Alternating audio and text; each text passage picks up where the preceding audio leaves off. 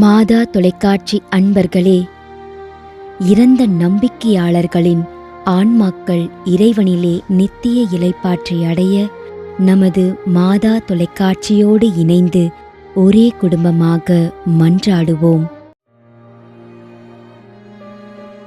டெல்பின் சுகுணா அதிர்ஷ்டராஜ் 1ஆம் ஆண்டு நினைவஞ்சலி.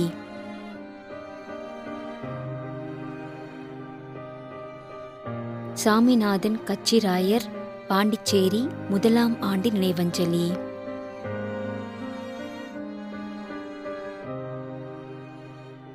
V Johnson Samavilai Kanjirakode.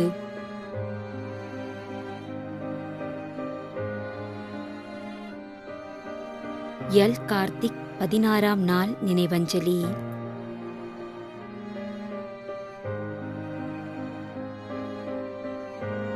இயேசுதாஸ் அந்தோணி 40ஆம் நாள் நினைவஞ்சலி. மேலும் யாரும் நினையாத நம்பிக்கையாளர்களின் ஆன்மாக்களுக்காகவும் மன்றாடுவோம். தந்தை, மகன், தூய ஆவியாரின் பெயராலே ஆமென். ஆண்டவருடைய பெயராலே நமக்கு உதவி உண்டு. விண்ணையும் மண்ணையும் படைத்தவர் அவரே. திருவெளிப்பாட்டு நூலிலிருந்து வாசகம். அதிகாரம் 14, இறைவார்த்தை 13. விண்ணகத்திலிருந்து ஒரு குரலை கேட்டேன். இது முதல் ஆண்டவரோடு இணைந்த நிலையில் இறப்போர் பேறு பெற்றோர் என எழுது என்று அது ஒலித்தது. அதற்கு தூய ஆவியார், ஆம், அவர்கள் தங்கள் உழைப்பிலிருந்து ஓய்வு பெறுவார்கள், ஏனெனில் அவர்களின் செயல்கள் அவர்களை பின்தொடரும் என்று கூறினார். ஆண்டவரின் அருள்வாக்கு. இறைவனுக்கு நன்றி. நம்மிடையே வாழ்ந்து இறந்து போன இறைவனின் அடியார்களுக்காகவும், மேலும் குறிப்பாக மாதா தொலைக்காட்சி வழியாக நீத்தார் நினைவில் இன்று நினைவு கூறும் இறைவனின் அடியார்கள் அனைவருக்காகவும் மன்றாடுவோம். விண்ணுலகில் இருக்கின்ற எங்கள் தந்தையே, உமது பெயர் தூயது என போற்ற பெறுக. உமது ஆட்சி வருக. உமது திருவுளம் விண்ணுலகில் நிறைவேறுவது போல மண்ணுலகிலும் நிறைவேறுக. எங்கள் அன்றாட உணவை இன்று எங்களுக்கு தாரும்.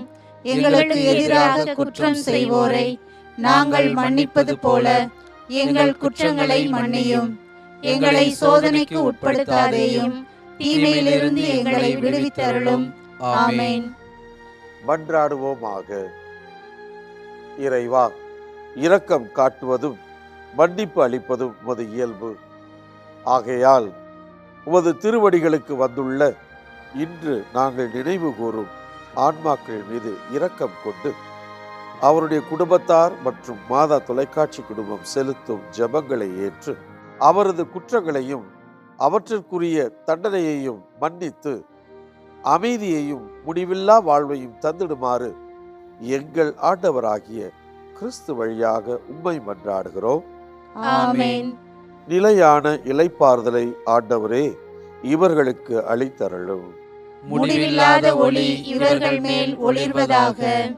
இறந்த நம்பிக்கையாளர்களின் ஆன்மாக்கள் இறைவனின் இரக்கத்தினால் அமைதியில் இளைப்பாறுவனவாக. ஆமென்.